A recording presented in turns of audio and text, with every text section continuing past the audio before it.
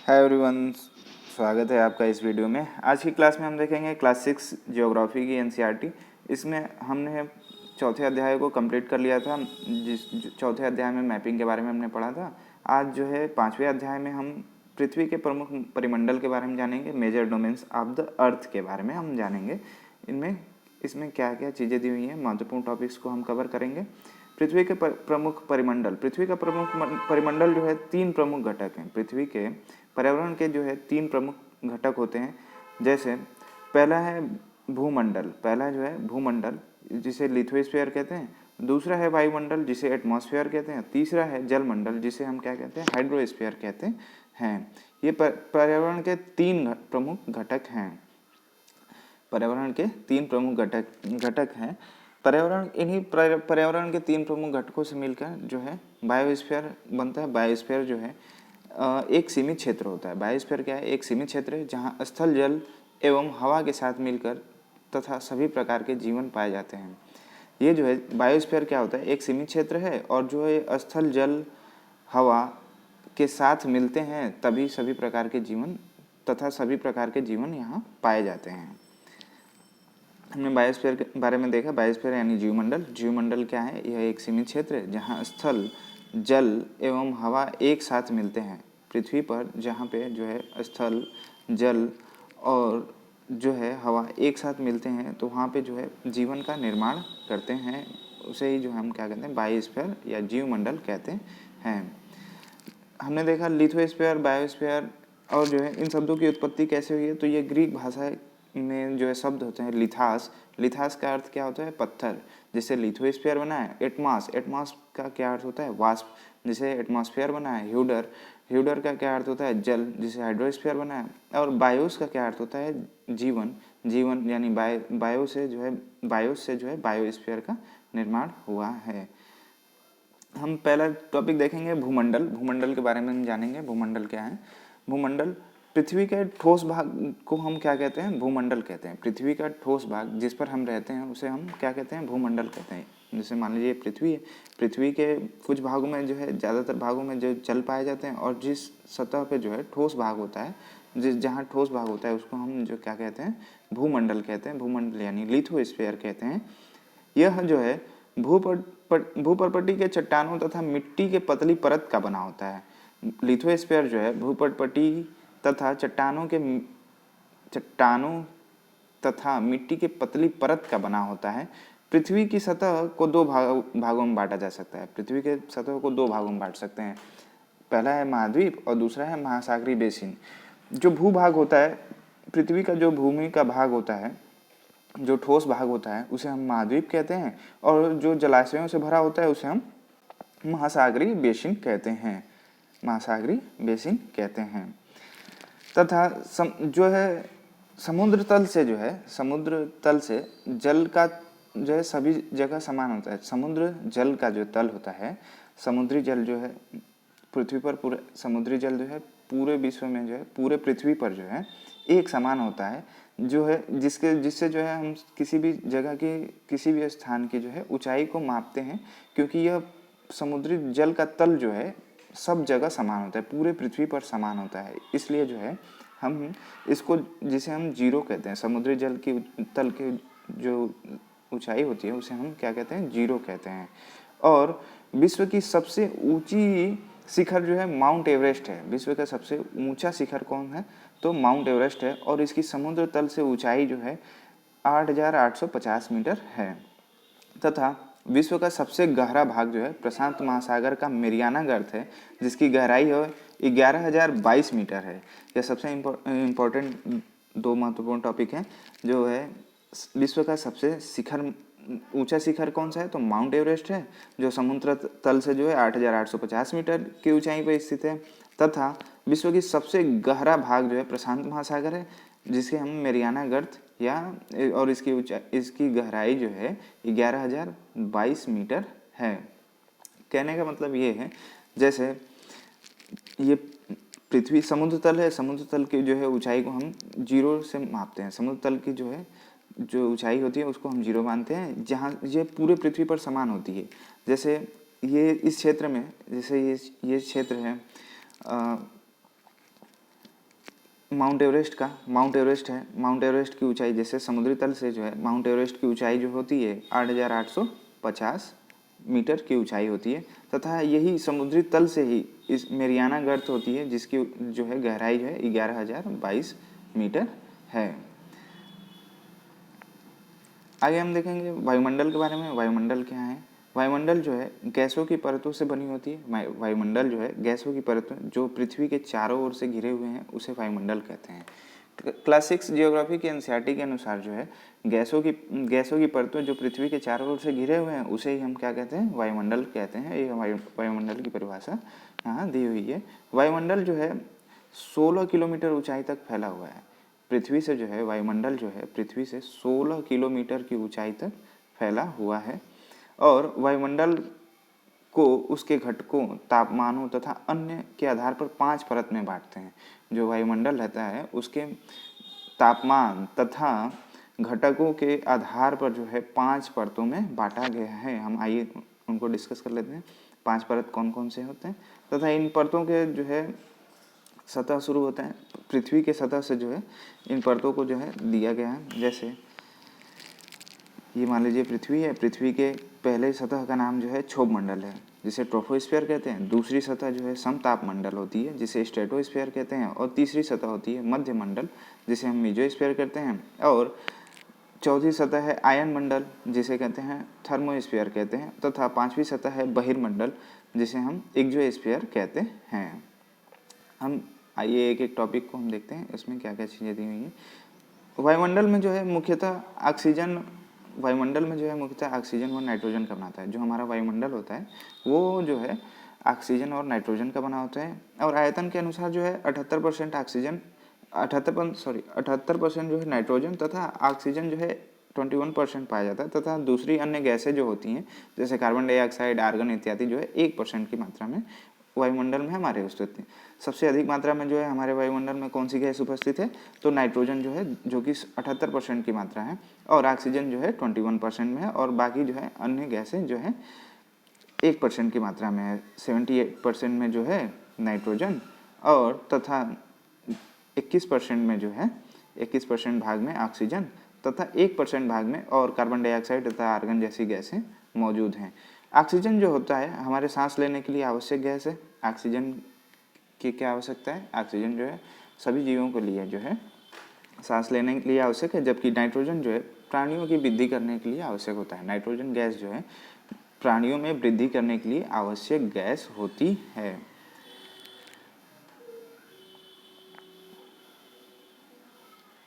आगे हम देखेंगे वायुमंडल में जो है कार्बन डाइऑक्साइड गैस जो होती है पौधों की वृद्धि तथा पृथ्वी के ताप संतुलन के लिए आवश्यक होती है।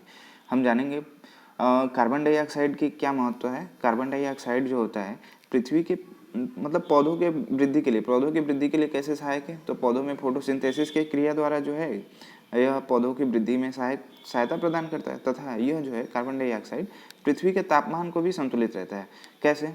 पृथ्वी के तापमान को संतुलित कैसे करता है? तो जैसे मान लीजिए ये पृथ्वी है, जब सूर्य की जो है किरणें जब पृथ्वी पर आती हैं तो जो है वायुमंडल में जो है जो जितनी भी मात्रा में कार्बन डाइऑक्साइड मौजूद होती हैं तो ये क्या करती हैं पृथ्वी के ताप को इस पृथ्वी में आने तो देती हैं लेकिन यह जाने से जो है पृथ्वी के ताप को बाहर निकलने से रोकती हैं, जिससे जो है पृथ्वी का तापमान जो है नियंत्रित रहता है। 9वां है वायुमंडल का घनत्व जो है सर्वाधिक समुद्री तल पर होता है और जैसे जैसे हम ऊपर की ओर जाते हैं घनत्व कम होता जाता है। कहने का मतलब ये है कि वायुमंडल का जो है घनत्व सर्वाधिक समुद्री तल पर होता है तथा जैसे जैसे हम ऊपर जाएंगे वो उसका घनत्व कम होता जाता है।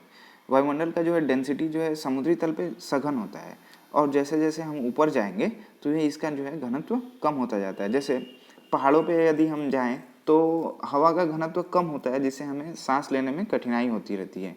पहाड़ों पे जो है पर्वतारोही जब जाते हैं तो वहाँ हवा का घनत्व जो है कम हो जाता है जिसकी वजह से वहाँ पे सांस लेने में हमें कठिनाई महसूस होती है। कार्बन डाइऑक्साइड जो गैस है पौधों की वृद्धि तथा पृथ्वी के ताप संतुलन के लिए आवश्यक होती है। इसे तो हमने पढ़ लिया।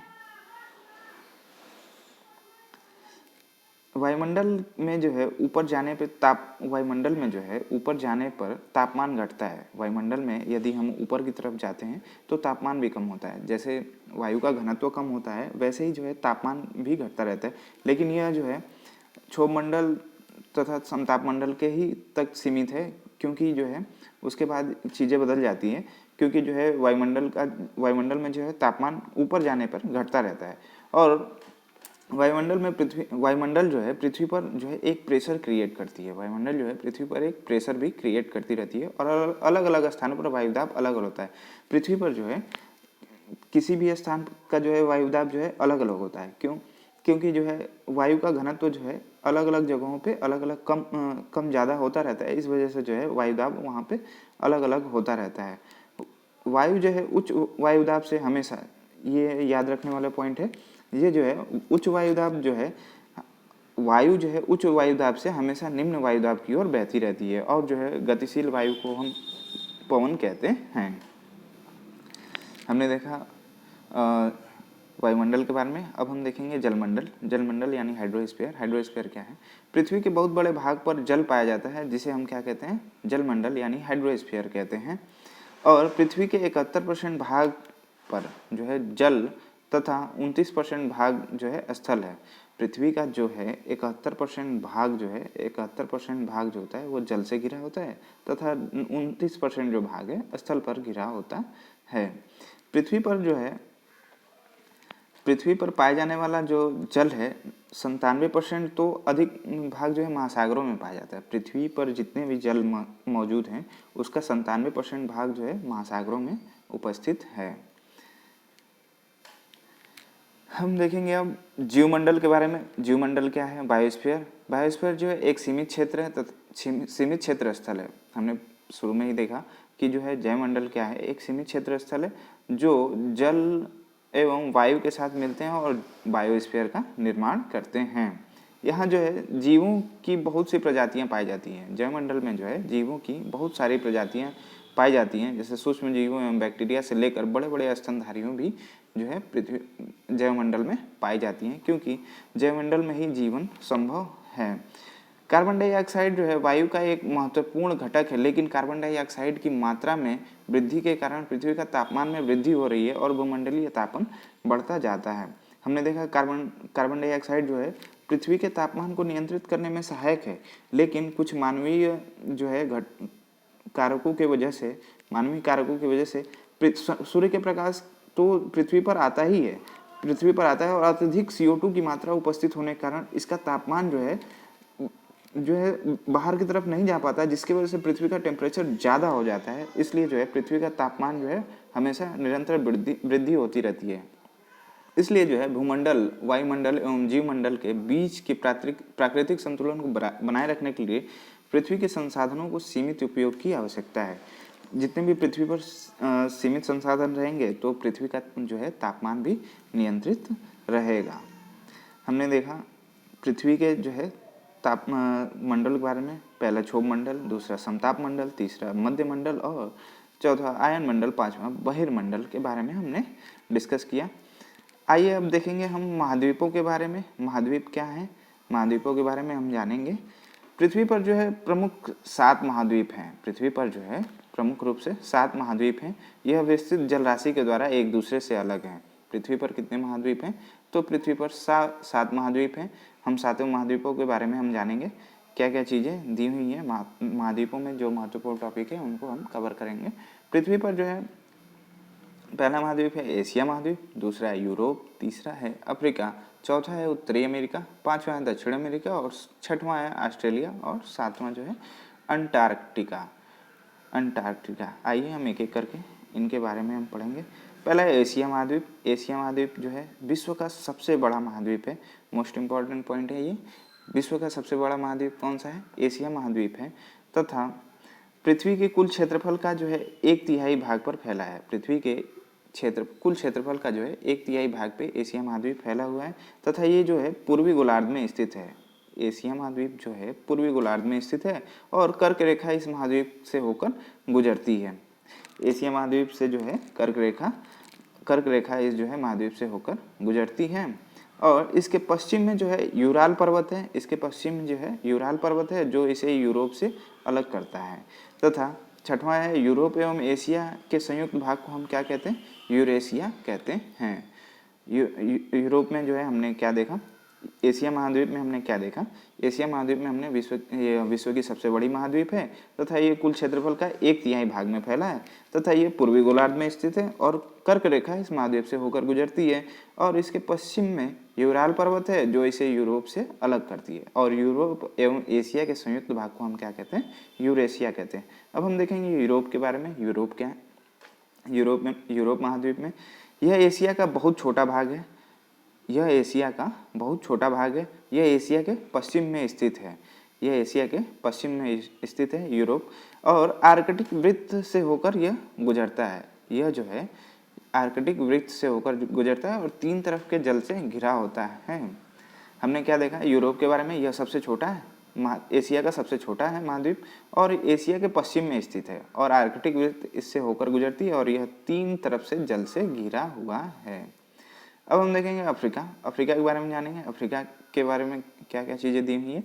अफ्रीका जो है एशिया के बाद विश्व का दूसरा सबसे बड़ा महाद्वीप है। मोस्ट इम्पॉर्टेंट पॉइंट ये है, विश्व का सबसे दूसरा बड़ा महाद्वीप क्या कौन सा है, तो एशिया महाद्वीप है और यह विषुवत वृत्त यानी शून्य अक्षांश इस महाद्वीप के लगभग मध्य से होकर गुजरता है। अफ्रीका के जो है लगभग मध्य से होकर विषुवत वृत्त जो है और यानी सूर्य अक्षांश जो है इस महाद्वीप के लगभग मध्य से होकर गुजरती है और अफ्रीका का बहुत बड़ा भाग उत्तरी गोलार्ध में स्थित है। अफ्रीका का बहुत बड़ा भाग जो है उत्तरी गोलार्ध में स्थित है और एकमात्र ऐसा महाद्वीप है जिससे होकर जो है कर्क रेखा, मकर रेखा और विषुवत रेखा तीनों गुजरती हैं।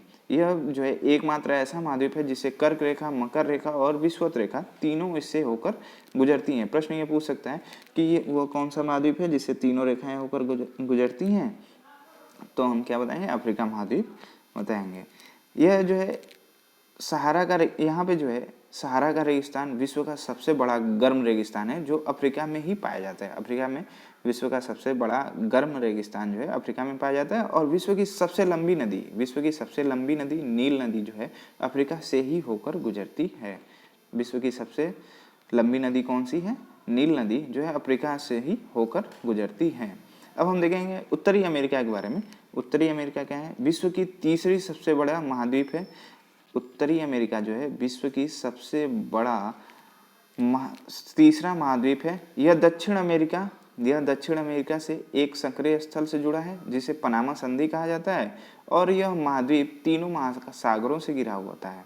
यह जो है उत्तरी अमेरिका जो है यह महाद्वीप जो 3 महासागरों से घिरा है और यह पूरी तरह से उत्तर एवं पश्चिमी गोलार्ध में स्थित है। यह पूरी तरह से कहाँ स्थित है, उत्तरी एवं पश्चिमी गोलार्ध में स्थित है। अब हम देखें दक्षिणी अमेरिका के बारे में। दक्षिणी अमेरिका जो है अधिकांश भाग जो है कहाँ स्थित है, दक्षिण गोलार्ध में स्थित है। दक्षिणी अमेरिका का अधिकांश भाग जो है दक्षिण भाग में स्थित है, दक्षिण गोलार्ध में। और विश्व की सबसे लंबी पर्वत श्रृंखला जो है एंडीज इसके उत्तर से दक्षिण की ओर स्थित है और यहाँ जो है विश्व की सबसे बड़ी नदी अमेजन नदी बहती है। विश्व की सबसे बड़ी नदी जो है अमेजन नदी यहाँ पे बहती है। ठीक है, आगे हम देखेंगे ऑस्ट्रेलिया महाद्वीप के बारे में। यह विश्व का सबसे छोटा महाद्वीप होता है। विश्व का सबसे छोटा महाद्वीप कौन सा है, तो ऑस्ट्रेलिया महाद्वीप है और यह पूरी तरह से दक्षिणी गोलार्ध में स्थित है। ऑस्ट्रेलिया महाद्वीप जो है यह पूरी तरह से किधर स्थित है, दक्षिण गोलार्ध में स्थित है और यह चारों तरफ से महासागरों एवं समुद्रों से घिरा है। दक्षिणी जो है ऑस्ट्रेलिया जो है इसे चारों तरफ से महासागरों एवं समुद्रों से घिरा है और इसे ही द्वीपीय महाद्वीप कहा जाता है। 7वां है अंटार्कटिका। अंटार्कटिका जो है यह एक बहुत बड़ा महाद्वीप है जो कि दक्षिण गोलार्ध में स्थित है और दक्षिण ध्रुव इस महाद्वीप के मध्य में स्थित है। दक्षिण ध्रुव जो है इस महाद्वीप के मध्य में स्थित है और यह दक्षिण ध्रुव के क्षेत्र में स्थित है और इसलिए यह हमेशा मोटी जो है बर्फ से ढका रहता है और बहुत से देश के शोध केंद्र यहाँ पे स्थित है। जैसे भारत के सभी 2 शोध केंद्र है जो मैत्री तथा दक्षिण गंगोत्री यहाँ पर स्थित है आर्कटिक रीजन में। जो अंटार्कटिक जो है क्या, अंटार्कटिक में जो है यह बहुत बड़ा महाद्वीप है। यह एक बहुत बड़ा महाद्वीप है जो कि दक्षिणी गोलार्ध में स्थित है और जो है दक्षिण ध्रुव इस महाद्वीप के मध्य में स्थित है। यह दक्षिणी ध्रुव क्षेत्र में स्थित है, इसलिए यह हमेशा मोटी बर्फ से परतों से ढका रहता है और बहुत से देश के शोध केंद्र यहाँ पे हैं और भारत के शोध संस्थान है मैत्री और गंगोत्री यहाँ पर स्थित हैं। हमने जितने भी महाद्वीप पढ़े हैं उनको हम डायग्राम की सहायता से समझेंगे। डायग्राम में कहाँ कहाँ चीज़ें दी हुई हैं उसके बारे में हम देखेंगे। हम देखेंगे उत्तरी अमेरिका जो है ये रॉकी पर्वत इसमें स्थित है और यहाँ यहीं पे जो है अपलेशियन पर्वत यहाँ पे इसी क्षेत्र में उत्तरी अमेरिका में स्थित है। दूसरा जो है दक्षिण अमेरिका में जो है एंडीज पर्वत इसके क्षेत्र में है और अमेजन नदी सबसे लंबी नदी यहाँ पे बहती है। और उत्तरी अमेरिका तथा दक्षिणी अमेरिका जो है एक स्थल संधि द्वारा दोनों एक दूसरे से जुड़ी हैं जिसका नाम है पनामा स्थल संधि। हम देखेंगे अफ्रीका के बारे में। अफ्रीका से ही है कर्क रेखा, मकर रेखा तथा विषुवत रेखा तीनों ही होकर गुजरती हैं और इसके क्षेत्र में जो है सहारा मरुस्थल यहाँ पे पाया जाता है और इसी में जो है सबसे लंबी नदी नील नदी जो है यहाँ पे स्थित है और इसमें जो है डेंसबर्ग पर्वत श्रृंखला यहाँ पे उपस्थित है। हम देखेंगे यूरोप के बारे में। यूरोप में ही आल्प्स पर्वत स्थित हैं और जो है यह यूरोप और एशिया दोनों जो है एक दूसरे से यूराल पर्वत के माध्यम से एक दूसरे से जुड़े हुए हैं। और एशिया में ही तिब्बत का पठार और हिमालय पर्वत की श्रृंखला यहाँ पर होती है। और ऑस्ट्रेलिया जो है ये इसमें जो है ग्रैंड सैंड डिजर्ट और ग्रेट डिवाइडिंग रेंज यहाँ पे स्थित हैं। नेक्स्ट चैप्टर हम देखेंगे अगले अध्याय को।